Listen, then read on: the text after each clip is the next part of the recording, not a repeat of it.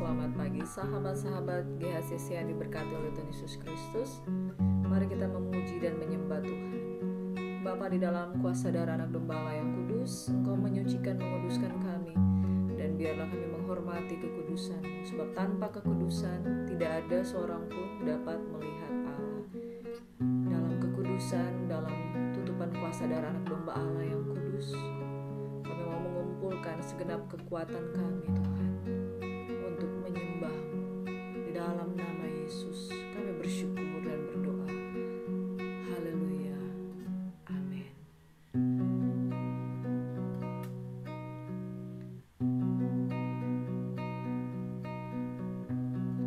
Terima kasih Yesus.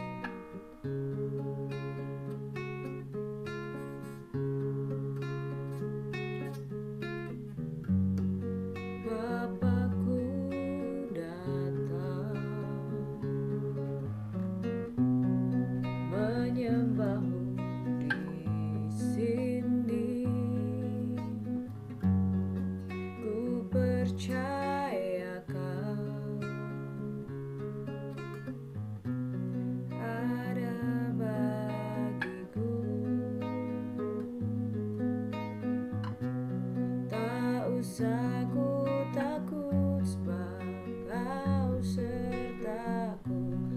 Tak usah ku bimbang, Kau di dalamku. Tak usah ku cemas, Kau penghiburku. Saat ku lemah, Kau kuatku.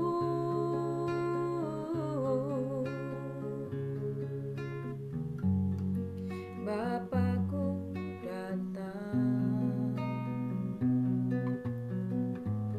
menyembah-Mu di sini. Ku percaya Kau ada bagiku. Tak usah ku takut, sebab Kau sertaku.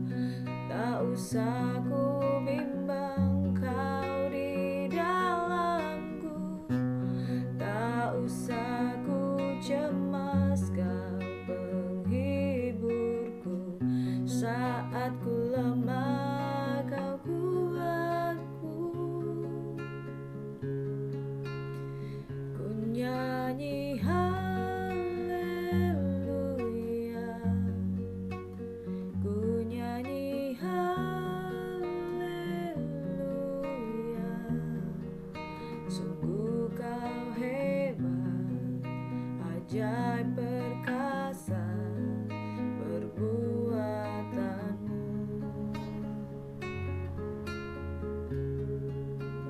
Ku nyanyi haleluya, ku nyanyi haleluya. Sungguh Kau hebat, ajaib perkasa perbuatanmu.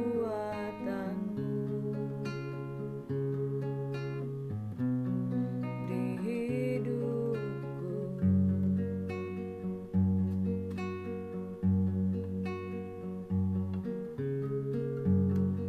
Bapakku datang menyembah-Mu di sini.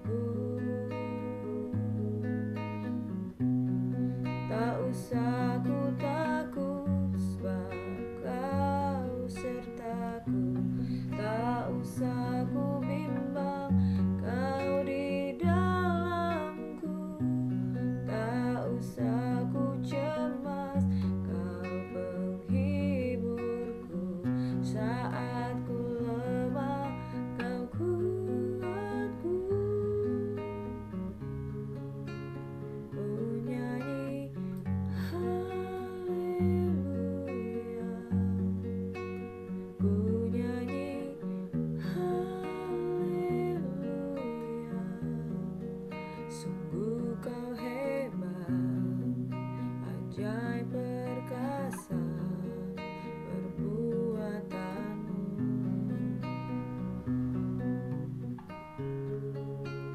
Ku nyanyi haleluya, ku nyanyi haleluya.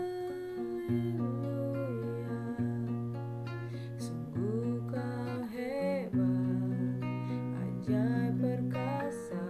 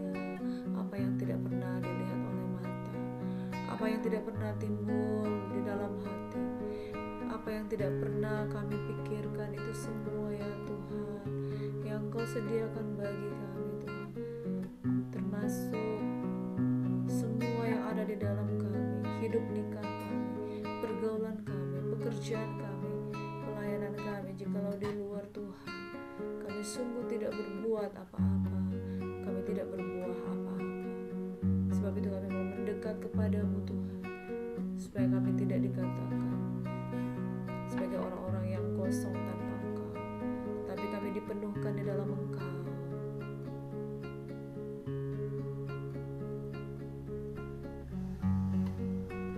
Lebih dari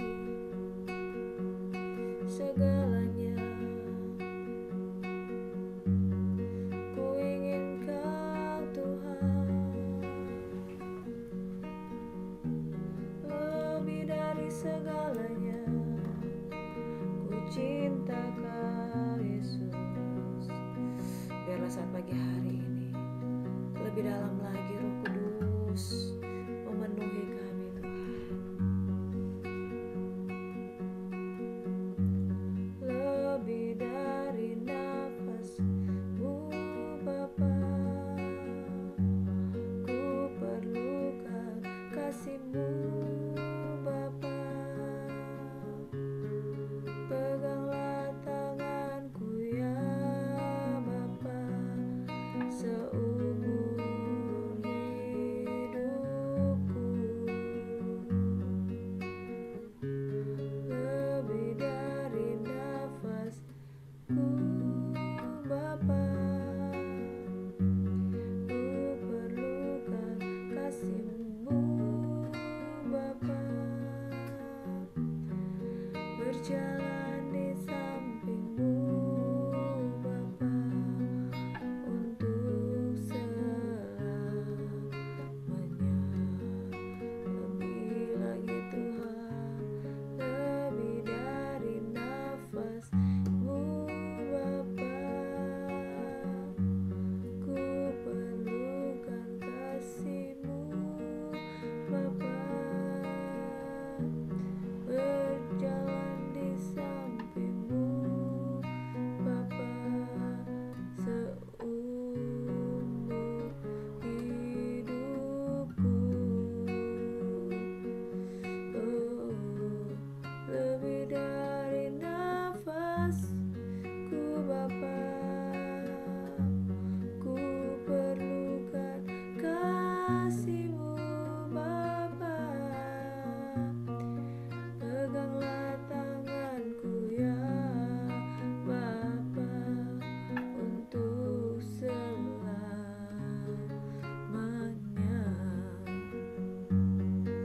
Oh, berjalan di samping-Mu Bapa, untuk selamanya.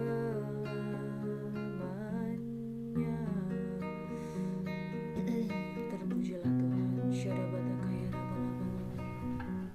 Kami mau menikmati Engkau Tuhan. Kiara mata kaya raba-laba ya raba-laba, syikiri widia raba-laba, syarabata kaya raba-laba-laba, syarabata. Syarabata kaya raba-laba-laba. Terima kasih Yesus. Terima kasih Yesus. Puji syukur hanya bagi-Mu. Terima kasih Yesus.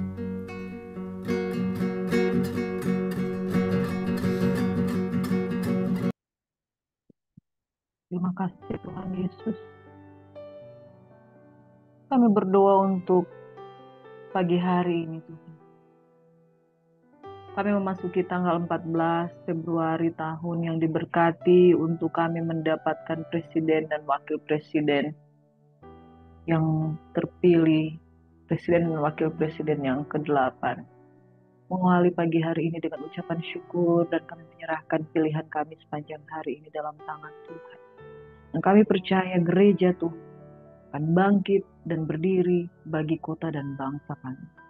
Seluruh rakyat Indonesia sedang menantikan putra dan putri yang terpilih untuk para calon legislatif dan juga presiden dan wakil presiden. Bapa di surga, Engkau menyertai sepanjang pagi hari ini. Di dalam persiapan kami terus berdoa bagi bangsa kami juga meminta belas kasihan Tuhan atas Indonesia. Kami juga mau menyerahkan pagi hari ini, kami mau merenungkan firman Tuhan. Dan siang dan malam Engkau yang menguatkan, meneguhkan kami. Kami masuk ke dalam pelataran-Mu dengan pujian dan ucapan syukur, dengan doa dan harapan, dengan mengandalkan Engkau Tuhan. Kami mau menikmati hadirat Tuhan, pengenalan akan Tuhan menjadi bagian kami. Setiap orang yang berseru kepada nama Tuhan pasti akan diselamatkan dalam nama Yesus Tuhan.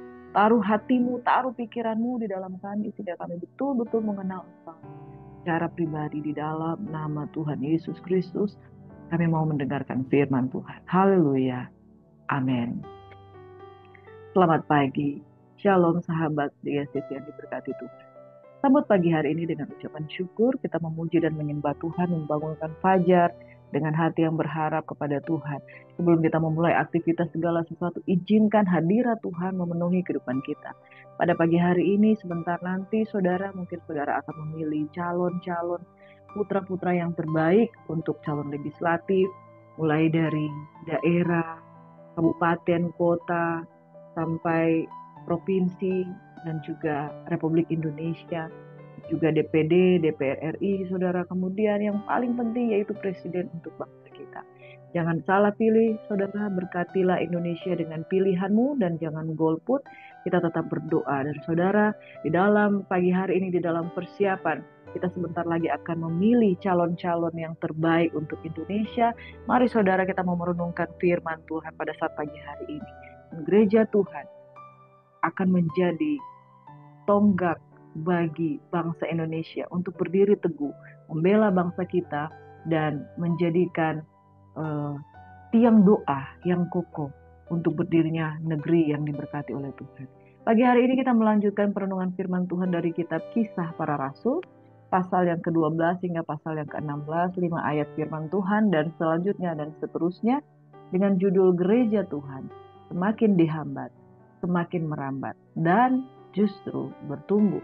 Itulah yang dialami gereja Tuhan pada zaman Kisah Para Rasul, di mana Roh Kudus berkarya dengan secara luar biasa. Gereja Tuhan semakin dihambat, justru semakin merambat dan bertumbuh.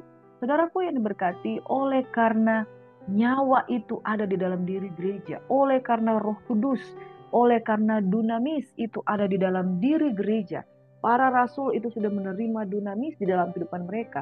Itu sebabnya sekalipun mereka dihambat, sekalipun mereka dilarang, sekalipun mereka dihalangi, kemudian mereka disingkirkan, dianiaya, ditindas, tetapi yang terjadi, iman dari orang-orang percaya di zaman Kisah Para Rasul itu justru semakin merambat atau semakin melebar.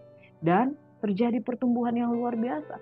Saudara, kita telah belajar di hari-hari yang kemarin tentang bagaimana gereja Tuhan berapologetika atau membela imannya, atau mempertahankan imannya, atau mempertanggungjawabkan iman mereka, dan dengan demikian mereka memberitakan Injil Kerajaan Allah. Nah, saudaraku yang diberkati, kemudian kemarin kita sudah belajar bagaimana Saulus dipanggil dan kemudian dia menjadi Paulus, dan dia menjadi dari penganiaya gereja, dia menjadi pemberita Injil.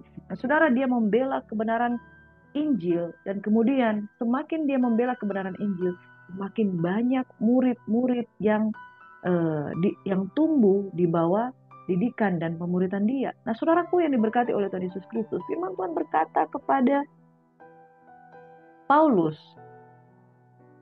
dia mengutus Ananias untuk pergi memberitahukan kepada Paulus bahwa orang ini dipanggil untuk menderita karena dia akan mengabarkan tentang Injil kepada bangsa-bangsa. Saudaraku, kita dipanggil bukan saja dikaruniakan untuk sekedar percaya, tetapi juga untuk menderita bagi kemuliaan nama Tuhan. Dan Kisah Para Rasul, kalau kita melihat bagaimana kekaguman kita dengan karya-karya Roh Kudus di dalam kitab Kisah Para Rasul, tetapi lihat lebih dalam lagi bahwa pekerjaan Roh bukan sekedar untuk melakukan mujizat. Ada orang-orang yang dibangkitkan, ada orang yang cuma menjamah sapu tangan saja dia sudah mengalami kesembuhan, dan ada seorang yang bernama Tikikus, dia jatuh dan kemudian bisa hidup kembali. Dan saudaraku yang diberkati oleh Tuhan Yesus Kristus, perkara Roh Kudus bukan sekedar perkara mujizat, tetapi bagaimana aniaya itu justru semakin membuat iman dari orang-orang percaya itu bertumbuh. Gereja semakin dihambat, semakin merambat.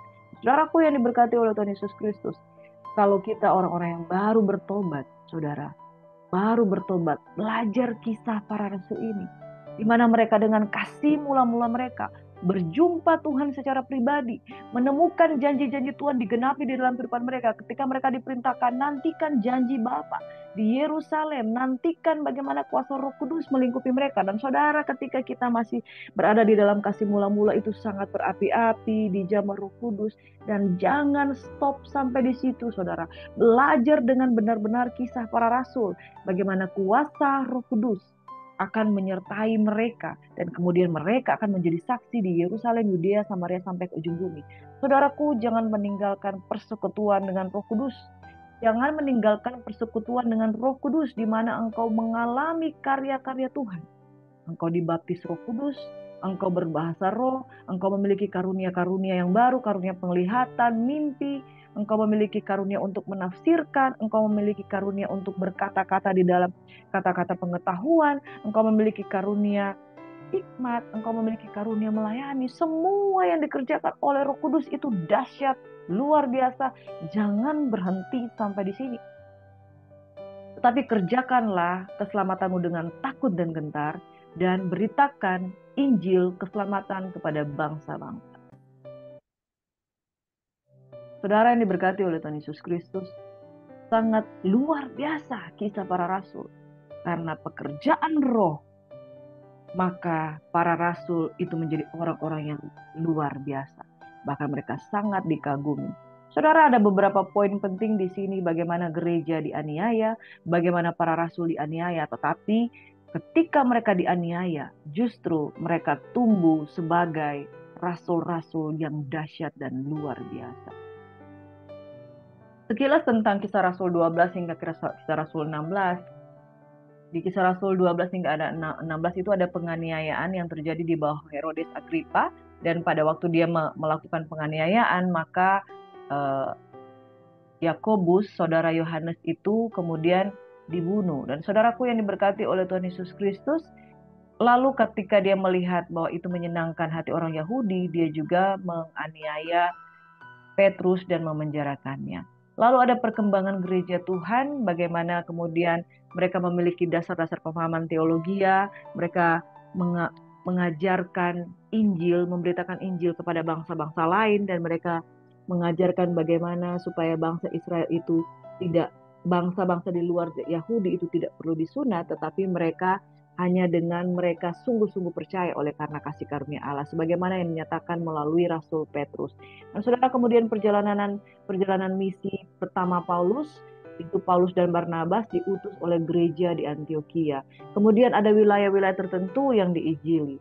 Dan saudara yang diberkati, ada sidang di Yerusalem ketika mereka sepakat untuk mengatakan bahwa Injil itu adalah untuk semua bangsa, dan bangsa-bangsa di luar bangsa Yahudi itu tidak dipaksa untuk melakukan sunat sebagaimana layaknya dulu bangsa Yahudi lakukan. Lalu perjalanan misi kedua Paulus, terjadi pertentangan antara Paulus dan Barnabas, karena Barnabas ingin membawa Yohanes yang disebut Markus yang pernah meninggalkan mereka dalam pelayanan, tetapi Paulus tidak mau bersama-sama dengan Yohanes dan Markus. Itu sebabnya mereka berpisah jalan di dalam pelayanan. Lalu ada wilayah lama yang dikunjungi kembali, dan kemudian mereka juga mengunjungi penginjilan di wilayah-wilayah yang baru. Nah saudara, selanjutnya ada 5 poin yang akan saya bahas di sini, yaitu tentang bagaimana gereja mengalami aniaya. Gereja mengalami aniaya. Sekali lagi katakan, gereja mengalami aniaya. Tapi aniaya tidak mengakibatkan para rasul-rasul ini mundur, tetapi aniaya yang mereka alami justru mengakibatkan kemajuan Injil. Nah, saudara, Herodes membunuh Yakobus, saudara Yohanes, dan menganiaya serta memenjarakan Petrus. Lalu apa yang terjadi, saudara? Ketika Petrus dipenjarakan, yang terjadi adalah justru mujizat dan kuasa Allah dinyatakan. Saudaraku yang diberkati oleh Tuhan Yesus Kristus, kepada kita dikaruniakan bukan saja sekedar untuk percaya, melainkan menderita untuk Kristus. Tetapi penderitaan di dalam Kristus adalah penderitaan yang mengerjakan kemuliaan bagi nama Tuhan Yesus Kristus. Nah, satu ketika Raja Herodes Agripa mulai bertindak dengan keras terhadap beberapa orang dari jemaat. Dia membunuh Yakobus, saudara Yohanes, dengan pedang. Nah, saudara, ketika dia melihat bahwa hal itu menyenangkan hati orang Yahudi, ia melanjutkan perbuatannya itu dan menyuruh menahan Petrus.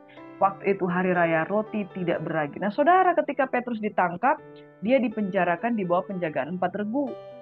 Yang masing-masing regu itu 4 prajurit. Bayangkan, saudara, ada 4 regu, 4 prajurit. Jadi ada 16 orang yang memenjarakan dan mengawal Petrus yang dipenjarakan itu, supaya setelah habis Paskah akan diperhadapkan di depan banyak orang. Nah, saudara, apa yang terjadi ketika Petrus ditahan dalam penjara? Jemaat yang setia dengan Petrus tekun mendoakannya kepada Allah. Waktu malam sebelum Herodes hendak menghadapkannya kepada orang banyak, Petrus tidur. Bayangkan, saudara, Petrus tidur di antara 2 orang prajurit, dan ada 14 prajurit lainnya yang menunggui dia. Lalu Petrus ini tidur dan terbelenggu dengan 2 rantai. Selain itu, prajurit pengawal sedang berkawal di muka pintu. Ya, di antara mereka ada 4 kelompok lainnya, dan total dari 4 kali 4 grup berarti ada 14 orang lagi, saudara. Lalu apa yang terjadi ketika Petrus sedang dirantai, Petrus sedang tidur? Berdirilah seorang malaikat dekat Petrus dengan cahaya bersinar dalam ruang itu. Lalu malaikat itu menepuk Petrus dan membangunkannya. Bangunlah segera. Maka gugurlah rantai itu dari tangan Petrus. Kata malaikat itu kepadanya, ikatlah pinggangmu dan kenakanlah sepatumu. Ia pun berbuat demikian. Lalu malaikat itu berkata kepadanya, kenakanlah jubahmu dan ikutlah aku. Jadi, saudara, segmen yang pertama ini kita melihat gereja dianiaya. Orang-orang benar dianiaya. Tapi apa yang terjadi, saudara? Di dalam penganiayaan ada kemuliaan Kristus di balik setiap penganiayaan. Selama kita tekun berdoa dan mengharapkan belas kasihan Tuhan. Ada jemaat Tuhan yang mendoakan Petrus ketika dia mengalami aniaya dan penjara. Bayangkan, ada 4 grup kali 4 orang yang berjaga-jaga terhadap Petrus. Lalu ketika 2 orang sedang mengawal dia, Petrus dalam keadaan tertidur, dalam keadaan terbelenggu, dan ada 14 orang lainnya yang menunggu dia. Tetapi malaikat Tuhan membebaskan dia dan mereka sama sekali tidak tahu. Dan saudaraku yang diberkati, selanjutnya dari cerita itu Herodes marah, tapi kemudian dia meninggikan diri dan kemudian dia mati. Saudaraku, Petrus terlepas oleh karena kasih Tuhan. Yang saya mau katakan, saudara, ketika kita mengalami aniaya, dan aniaya itu yang diizinkan oleh Tuhan, bukan karena berbuat kejahatan, tetapi karena pemberitaan Injil, maka percayalah, saudara, tidak ada satupun penjara yang dapat mengurung engkau. Tidak ada satupun belenggu yang dapat mengurung engkau. Firman Tuhan berkata bahwa malaikat Tuhan berkemah di sekeliling orang yang takut akan dia, untuk melepaskan dia dari segala mara bahaya. Itulah yang terjadi, saudara. Gereja Tuhan semakin dihambat, semakin merambat apabila gereja Tuhan hidup dalam kekudusan. Tetapi kalau gereja Tuhan tidak hidup di dalam kekudusan, bahkan gereja-gereja Tuhan di Eropa sekarang ini kosong, saudara. Makanya gereja Tuhan harus hidup di dalam Injil. Gereja Tuhan harus hidup di dalam misi. Gereja Tuhan harus hidup dan mengerjakan panggilan Tuhan, memberitakan Injil. Gereja Tuhan yang berhenti memberitakan Injil mustahil akan dikelilingi oleh malaikat Tuhan yang akan melepaskan dia. Nah, saudaraku yang diberkati oleh Tuhan Yesus Kristus, gereja Tuhan yang sejati semakin dihambat, semakin merambat oleh karena gereja ini hidup, oleh karena gereja tidak berhenti memberitakan Injil. Saudaraku yang diberkati, aniaya yang pertama, Herodes membunuh Yakobus, saudara Yohanes, murid Yesus, menganiaya, dan kemudian dia memenjarakan Petrus karena dianggap itu menyenangkan hati bangsa Yahudi. Saudaraku yang diberkati oleh Tuhan Yesus Kristus, tapi apa yang terjadi? Malaikat melepaskan Petrus. Luar biasa. Amin. Penganiayaan yang kedua. Saudara, penganiayaan yang kedua, saudara, ketika Paulus dan Barnabas melayani, mereka sebenarnya itu disukai oleh banyak orang. Tetapi ketika mereka disukai oleh banyak orang, ada orang-orang Yahudi yang melihat orang banyak yang menggandrungi atau ngefans atau mengidolakan Paulus dan Barnabas, banyak orang-orang yang mengikuti mereka, ada orang yang iri hati. Ketika mereka melihat sekumpulan orang banyak itu mengikuti Paulus dan mendengarkan Paulus dan Barnabas, maka mereka penuh dengan iri hati dan menghujat. Mereka membantah apa yang dikabarkan atau Injil yang diberitakan oleh Paulus. Tetapi Paulus sekali lagi berapologetika. Dia berapologetika dan kemudian dia memberanikan diri dan berkata, memang betul bangsa Yahudi, kepada kamulah firman Allah harus diberitakan lebih dahulu. Tetapi bukankah kamu menolaknya dan menganggap dirimu tidak layak untuk beroleh hidup yang kekal? Karena itu kami berpaling kepada bangsa-bangsa lain, sebab inilah yang diperintahkan kepada kami. Aku telah menentukan engkau menjadi terang bagi bangsa-bangsa yang tidak mengenal Allah, supaya engkau membawa keselamatan sampai ke ujung bumi. Mendengar itu, bergembiralah semua orang yang tidak mengenal Allah dan mereka memuliakan firman Tuhan, dan semua orang yang ditentukan Allah untuk hidup yang kekal menjadi percaya. Lalu firman Tuhan disiarkan di seluruh daerah itu.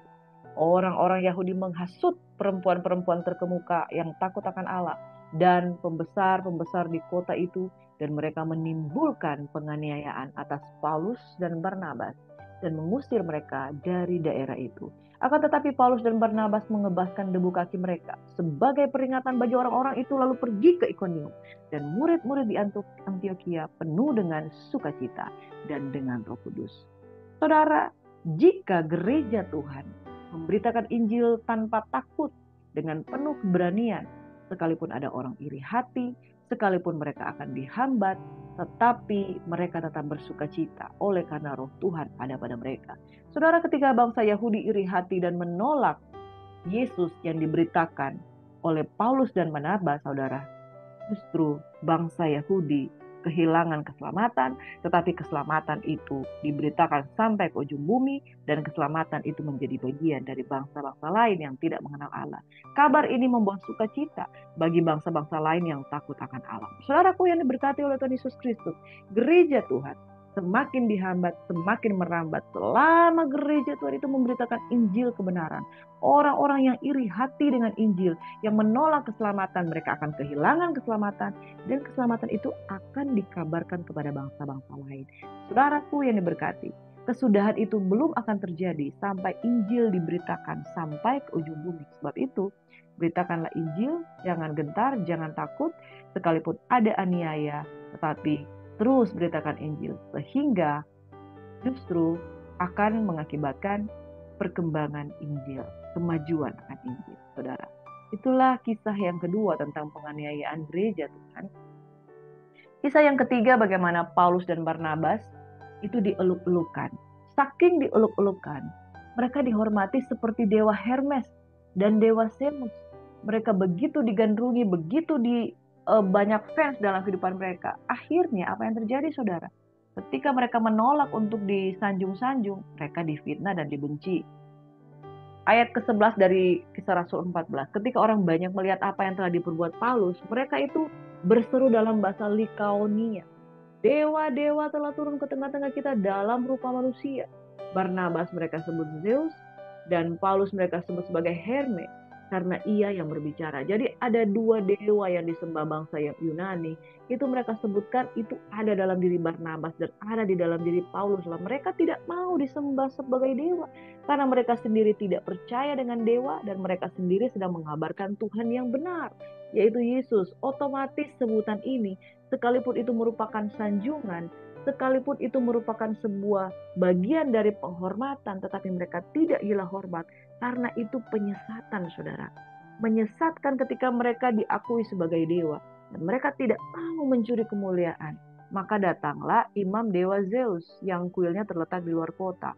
Lalu karena mereka menyanjung Paulus dan Barnabas, mereka membawa lembu jantan, karangan bunga ke pintu gerbang kota untuk mempersembahkan korban bersama dengan orang banyak pada rasul. Mendengar itu, Barnabas dan Paulus itu mengoyakkan pakaian mereka, lalu terjun ke tengah orang banyak sambil berseru, "Hai kamu sekalian, mengapa kamu berbuat demikian? Kami adalah manusia biasa, sama seperti kamu. Kami ada di sini untuk memberitakan Injil kepada kamu, supaya kamu meninggalkan perbuatan sia-sia ini dan berbalik kepada Allah yang hidup, yang telah menjadikan langit dan bumi, laut, dan segala isinya. Dalam zaman yang lampau, Allah membiarkan semua manusia, semua bangsa menuruti jalannya masing-masing. Namun ia bukan tidak menyatakan dirinya dengan berbagai kebajikan, yaitu dengan menurunkan hujan dari langit dan memberikan musim subur bagi kamu. Ia memuaskan hatimu dengan makanan dan kegembiraan. Tapi saudara, walaupun Rasul itu berkata demikian, hampir-hampir mereka tidak dapat mencegah orang banyak untuk mempersembahkan korban kepada mereka. Saudaraku yang diberkati oleh Tuhan Yesus Kristus, untungnya Barnabas dan Paulus itu dipenuhi Roh Kudus. Kalau mereka seperti manusia-manusia yang tidak kenal Tuhan, mungkin mereka telah menerima sesembahan itu dan kemudian meminta uang dari penyembahan itu. Tetapi mereka tidak berpikir seperti itu, karena mereka orang-orang yang penuh Roh Kudus. Mereka tidak mau mencuri kemuliaan Tuhan. Mereka tahu bahwa tugas mereka adalah memberitakan Injil. Orang-orang ini terkagum-kagum dengan mereka. Dan saudaraku yang diberkati oleh Tuhan Yesus Kristus, tetapi apa yang terjadi ketika mereka dikagum bagaimana layaknya dewa? Dalam ayat yang ke-19 dikatakan seperti ini. Datanglah orang Yahudi dari Antioquia dan Ikonium, dan mereka memprovokasi. Mereka membujuk orang banyak itu memihak mereka. Jadi orang-orang yang ini awalnya mereka ngefans, mereka mengidolakan, mereka mendewakan Paulus dan Barnabas. Mereka diprovokasi untuk berpihak kepada orang-orang Yahudi dari Antioquia dan Ikonium. Lalu orang yang sudah terprovokasi ini melempari Paulus dengan batu dan menyeretnya keluar kota, karena mereka menyangka bahwa ia telah mati. Bayangkan saudara, mereka menyeretnya, melempari dengan batu karena mereka menyangka ia telah mati. Tetapi ketika murid itu berdiri mengelilingi dia, bangkitlah ia lalu masuk ke dalam kota. Seperti bangkit saudara. Keesokan harinya berangkatlah ia bersama-sama dengan Barnabas ke Derbe. Paulus dan Barnabas memberitakan Injil di kota itu dan memperoleh banyak murid. Jadi saudara, mereka waktu dianiaya seolah-olah kelihatannya sudah mati karena sudah sekarat saudara. Tetapi ada orang-orang yaitu murid-murid Tuhan yang mengelilingi dia dan kemudian dia bangkit. Berdiri begitu saja. Lalu mereka terus memberitakan Injil tanpa kenal lelah. Apa yang terjadi saudara? Justru ketika mereka beroleh aniaya, mereka memperoleh banyak murid. Lalu kembalilah mereka ke Listra, Ikonium, dan Antioquia. Di tempat itu mereka menguatkan hati murid-murid itu dan menasihati mereka supaya mereka bertekun di dalam iman dan mengatakan bahwa masuk ke dalam kerajaan Allah kita harus mengalami banyak sengsara. Bapak Ibu sahabat GSCC yang diberkati oleh Tuhan Yesus Kristus. Poin yang ketiga ini adalah Paulus dan Barnabas itu dieluk-elukan, lalu mereka mendapat penghormatan sebagai dewa, tapi mereka tolak itu. Apa yang terjadi? Mereka diprovokasi oleh orang-orang Yahudi dari Ikonium dan Antioquia. Kemudian orang-orang berbalik menjadi marah kepada mereka, menganiaya mereka. Tapi apa yang terjadi? Di tengah-tengah penganiayaan mereka dilempari batu, mereka tetap hidup dan memberitakan Injil. Lalu mereka mendapat banyak murid. Saudaraku yang diberkati oleh Tuhan Yesus Kristus, ketika kuasa Tuhan turun bagi orang-orang yang terus memberitakan Injil tanpa mengenal lelah, mujizat Tuhan menyertai. Jadi Paulus itu hidup, Paulus itu tidak mati ketika dianiaya, dan mungkin bisa dikatakan dia bangkit dari keadaannya yang sangat lemah. Lalu dia memberitakan Injil dan mendapat lebih banyak murid.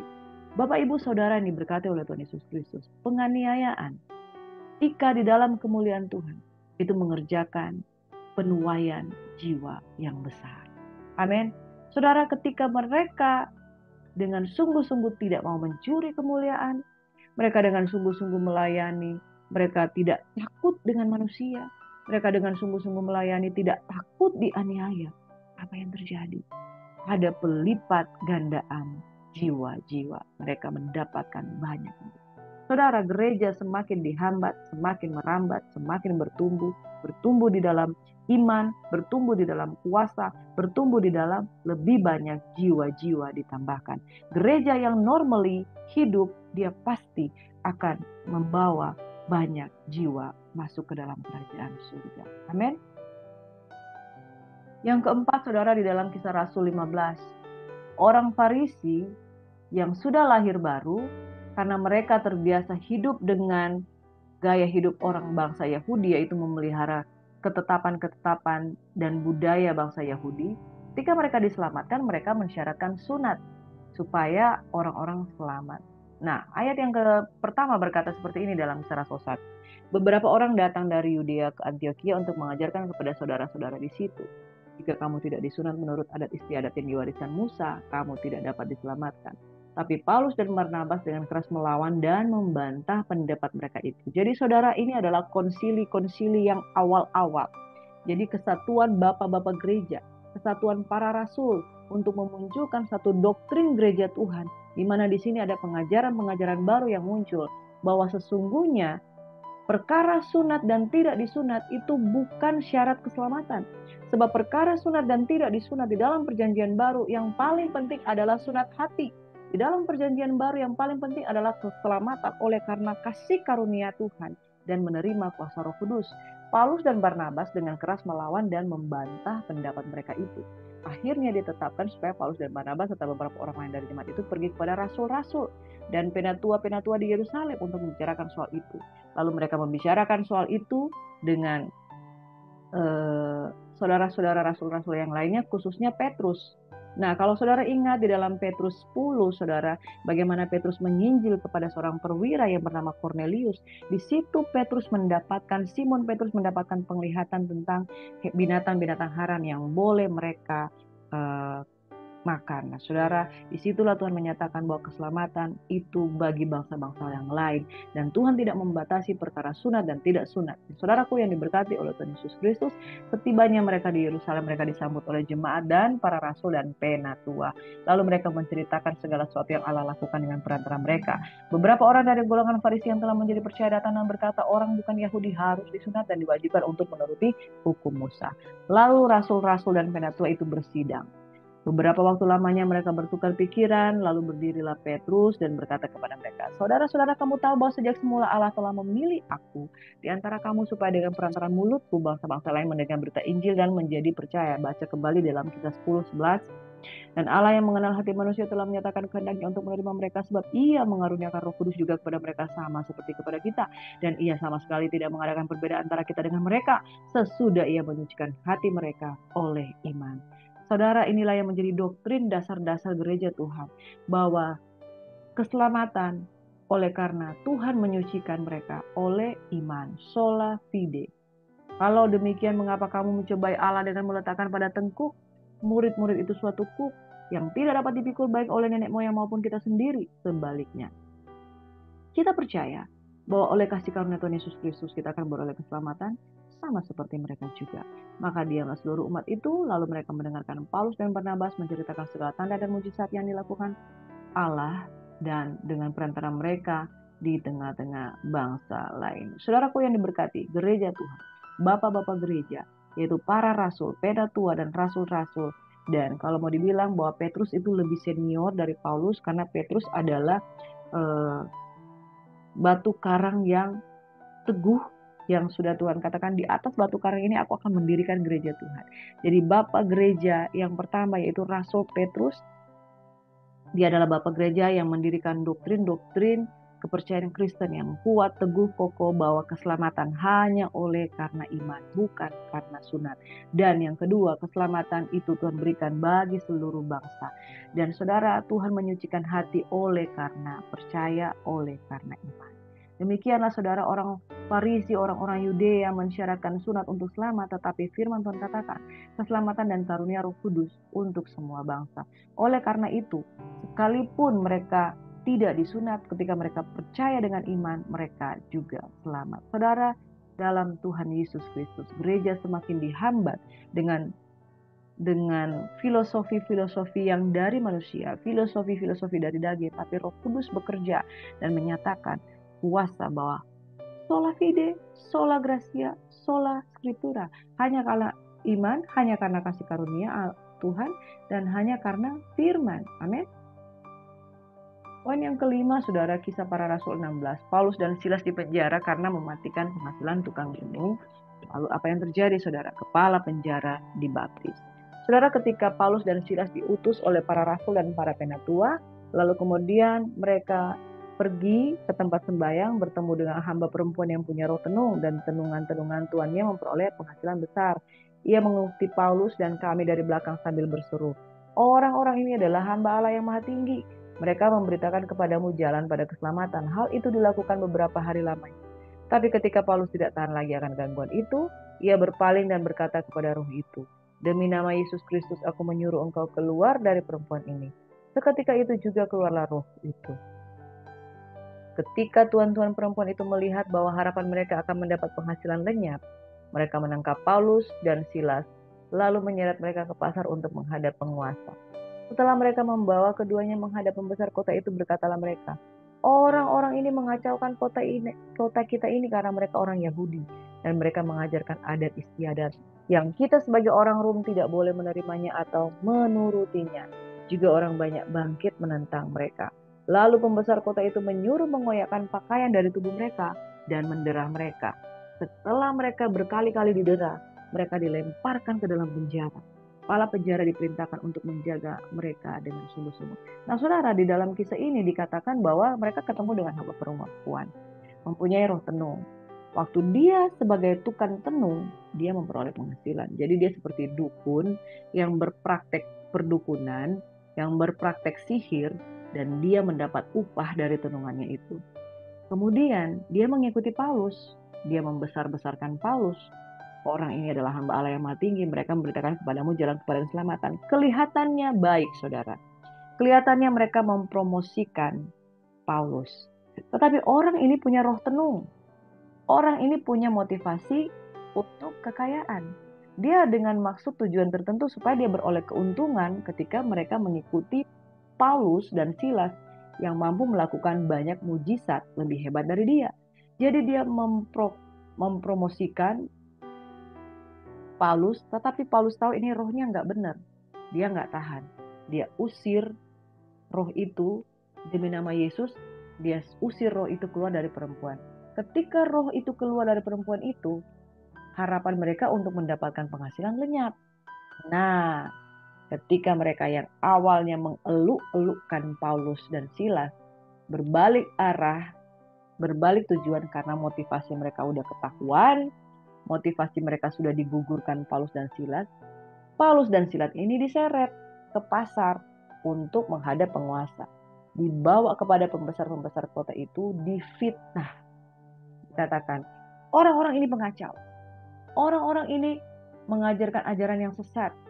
Orang Roma atau orang Rom tidak boleh menerimanya. Pembesar-pembesar ini kena termakan fitnah. Lalu Paulus dan Silas didera, dihukum, dipenjarakan, dimasukkan ke dalam penjara. Ketika mereka dimasukkan ke dalam penjara, apa yang terjadi, saudara? Kepala penjara menjaga mereka dengan sungguh-sungguh. Lalu dengan perintah yang dia peroleh, kepala penjara memasukkan ke ruang penjara yang paling tengah. Kaki mereka dibelenggu dengan pasungan yang kuat.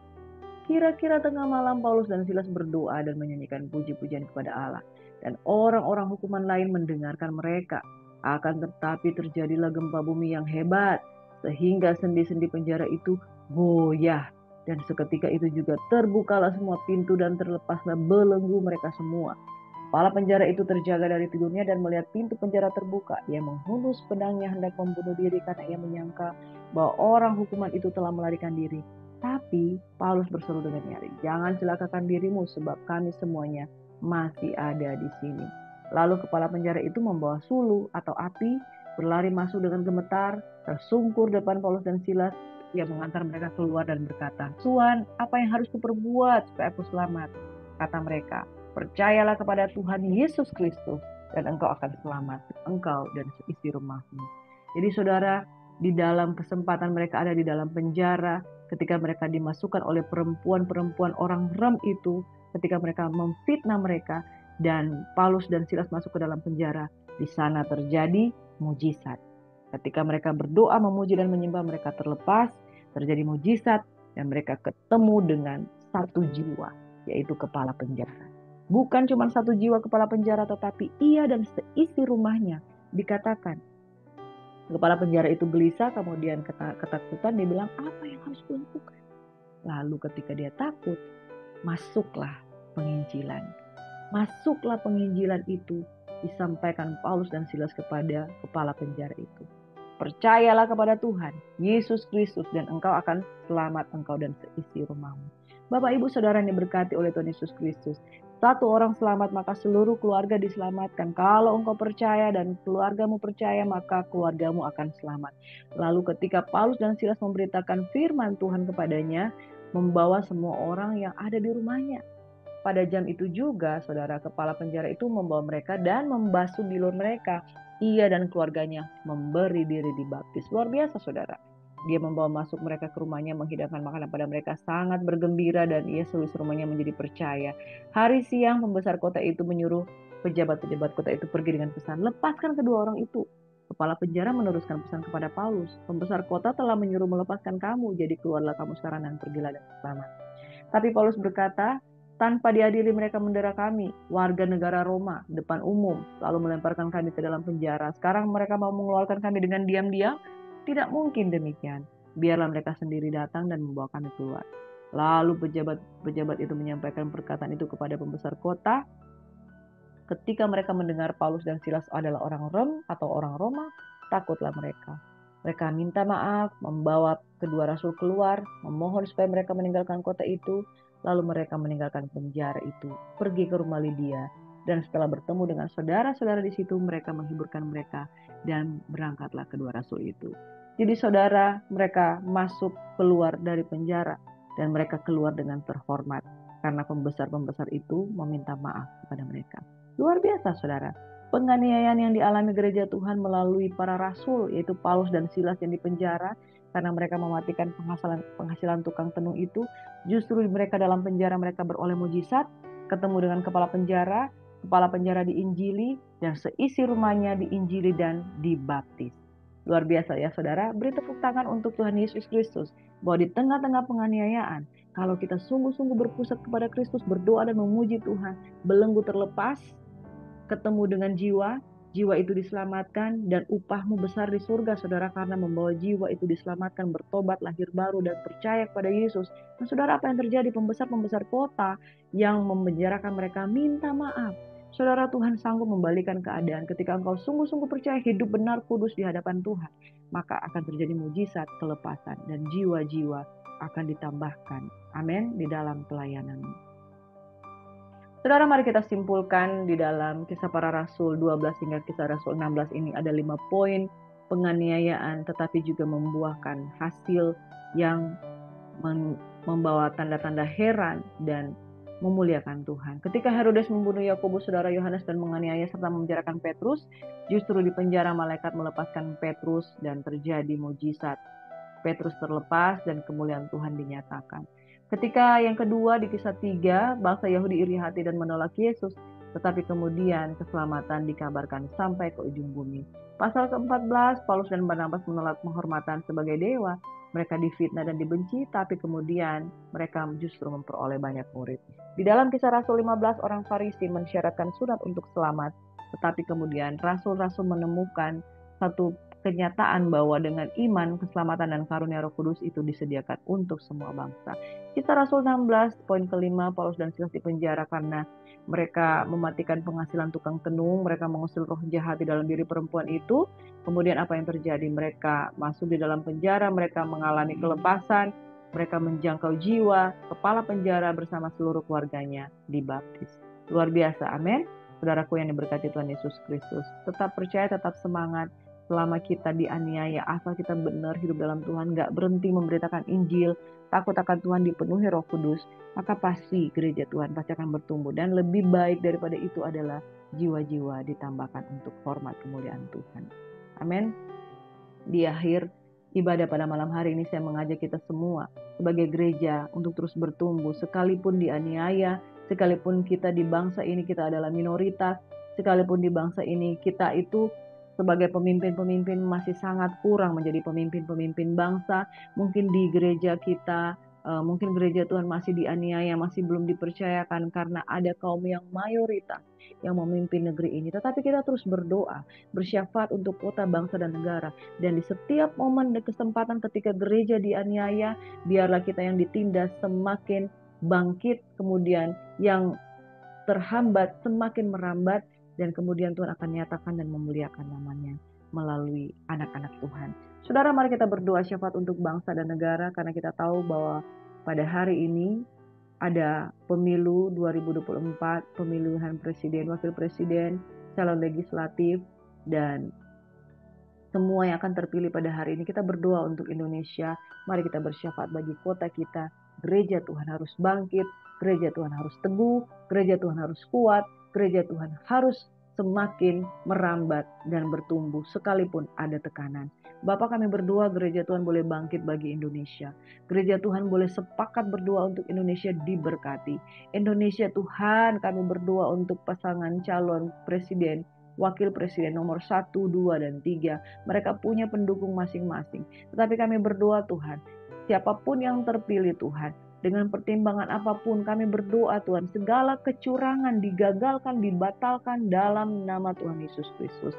Apapun yang terjadi Tuhan, Engkau bergerak dengan hati nurani. Engkau bergerak Tuhan, menggerakkan suara Tuhan melalui suara rakyat. Kami berdoa segala bentuk kecurangan, manipulasi kertas suara, manipulasi perhitungan quick count, manipulasi Tuhan, perhitungan dari satu TPS kepada TPS yang lain, manipulasi dari orang-orang yang mau mengganti kertas suara, manipulasi dari KPPS yang tidak fair, tidak adil, Bawaslu yang tidak sigap. Kami berdoa ketua KPU dan segala komisioner Tuhan di KPU itu Tuhan, ditolong oleh Tuhan. Setiap kertas suara itu Tuhan dikuduskan, diberkati, dilindungi di dalam nama Yesus, dijauhkan dari segala kecurangan. Jika terjadi kecurangan, singkapkan dalam nama Yesus, bukakan dalam nama Yesus. Juga pemilihan suara yang sudah diambil di luar negeri, Bapak, di dalam nama Yesus Kristus Tuhan, kami berdoa tidak ada manipulasi data, kami berdoa tidak ada perhitungan suara yang palsu. Kami berdoa Tuhan, di luar negeri, di dalam negeri, sampai pada waktu yang ditentukan untuk penghitungan suara, kami berdoa malaikat-malaikat Tuhan ambil alih Tuhan dalam nama Yesus. Segala saksi-saksi yang palsu kami tolak dalam nama Yesus. Segala upaya-upaya untuk menjatuhkan bangsa ini, seperti kata firman Tuhan yang disampaikan oleh Susiat Heting, berdoa untuk bangsa ini supaya pemimpin-pemimpin yang terpilih bukan pemimpin-pemimpin yang naif dan menolak pergerakan roh Tuhan. Kami berdoa Tuhan untuk pemimpin bangsa ini Tuhan, siapapun dia, dengan segala kekurangannya Tuhan, segala roh kecurangan, roh keculasan hati, kami tolak, hancurkan, patahkan kuasanya di dalam nama Tuhan Yesus Kristus. Dan kami berdoa pemilu ini Tuhan, Engkau Tuhan yang memenangkan, Engkau Tuhan yang menghibur, Engkau Tuhan yang memulihkan, Engkau Tuhan yang mengangkat gereja Tuhan di dalam nama Tuhan kami Yesus Kristus. Bapak, kami berdoa memberkati kota dan bangsa kami, merah putih kebanggaan kami, merah putih di mana Indonesia hidup, merah putih di mana Indonesia hadir. Engkau memberkati Tuhan di dalam nama Tuhan kami Yesus Kristus. Indonesia di dalam stabilitas ekonomi, dijauhkan dari chaos, dijauhkan dari segala kekacauan, dan kami berdoa segala provokatif Tuhan, upaya-upaya untuk mengkudeta bangsa ini kami tolak, hancurkan, patahkan kuasanya dalam nama Yesus. Tutup bungkus Indonesia dengan kuasa darah anak domba Allah yang kudus, dari Sumatera sampai Papua, dari Miangas sampai Pulau Rote, di dalam nama Yesus, aman dalam lindungan Tuhan itu terjadi. Pemilu yang terjadi di tahun 2024, pemilu yang langsung, umum, bebas, rahasia, dan berkemenangan, jujur, adil, dan bijaksana, dan segala program sistem-sistem perhitungan dalam nama Yesus. Tuhan berkuasa, Tuhan ambil alih, damai bagi Indonesiaku, amanlah negeriku, jayalah Indonesiaku, Yesus Kristus Tuhan kami. Dalam nama Yesus kami berdoa, kami yang sudah mendengarkan firman, jemaat Tuhan diberkati, jemaat Tuhan dikuatkan, jemaat Tuhan memiliki pengetahuan, jemaat Tuhan mempertanggungjawabkan iman mereka di dalam apologetika untuk memperjuangkan Injil Kerajaan Allah, dan di mana Kerajaan Allah dibentangkan, pemberitaan Injil dinyatakan, maka nama Yesus dimuliakan, mujizat terjadi, jiwa-jiwa dimenangkan, dan keselamatan sampai kepada ujung bumi. Di dalam nama Yesus Tuhan, kami terima berkat Tuhan. Tuhan kiranya memberkati, melindungi, melingkupi, memberkati, melepaskan.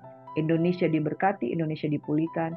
Semua yang menerima pengurapan baru, dikuatkan, dihiburkan, diselamatkan, disembuhkan. Terima berkat kasih karunia Allah. Dalam nama Yesus. Haleluya. Dalam Bapak Ibu kekasih Tuhan, selamatkan negerimu dengan doa bagi bangsa. Dalam nama Yesus, Shalom, Tuhan Yesus memberkati. God bless you.